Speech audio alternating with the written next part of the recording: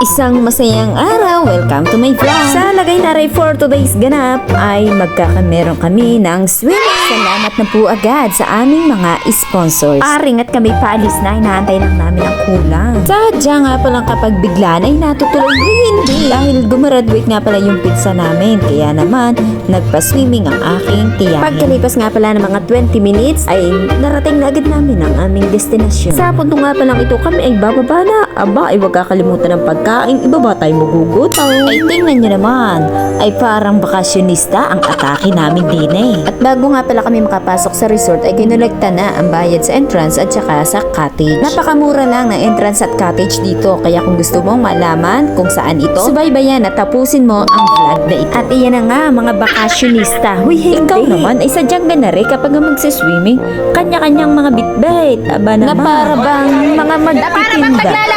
Na paano pag maglalako?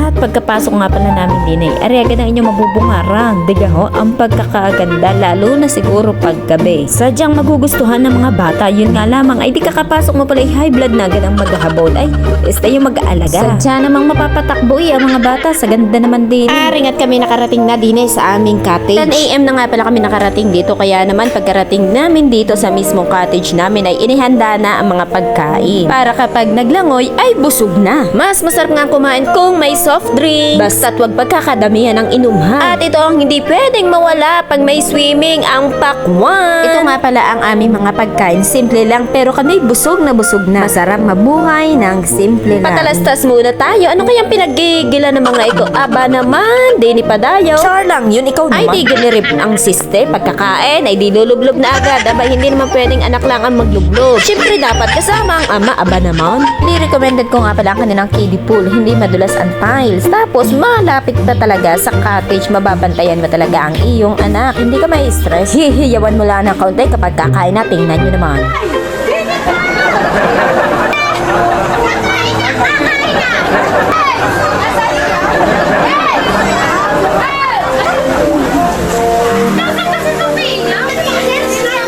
Habang busy sila sa paglalangoy, edi kami busy din sa pagbibideo. Napaka-instagrammable nga pala ng place na ito. Sadya na may kayo mag-i-enjoy, magre-relax dito. At dito nga lang pala yan sa Mirales Farm and Resort. Located at Barangay Corazon, San Antonio, Quezon. Tama nga lang pala ang laki ng resort na ito. Apat nga pala silang pool. Dalawa ay kiddie pool at ang dalawa naman ay adult pool. Basta nagustuhan ko dito ay yung kanilang kiddie pool kasi malapit talaga sa cottage. Talagang matitingnan mo ang iyong mga chikiting. At pwede nga din pala dito mag-ihaw. At di ka talaga mabuboring kasi free wifi. At kung ang hanap naman ang iyong chikiting ay ang maglaro na lang na maglaro, meron silang playground. At timing ang aming pagpunta dito kasi noong alas 3 ng hapon ay nagkameron sila ng foam party na siya namang ikinasaya ng lahat ng mga tao dito. Sabay-sabay nga naming inabangan ito. Diga, sulit na, sulit pa.